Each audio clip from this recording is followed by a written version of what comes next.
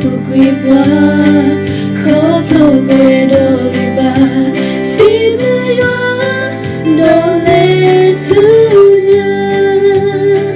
Muni Mutawaka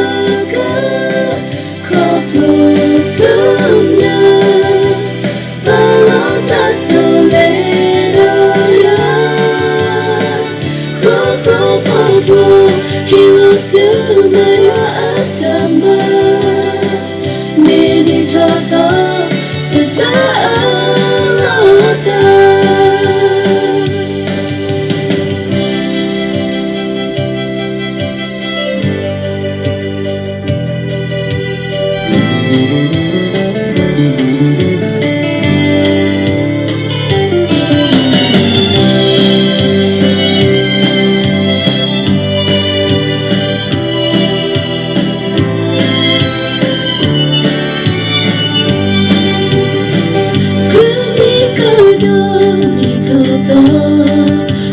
Puedo taiba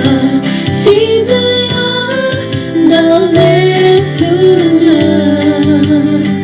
nilolile bukwiwa koplo puedo iba si daya dole sunya muni mutawaka koplo sunya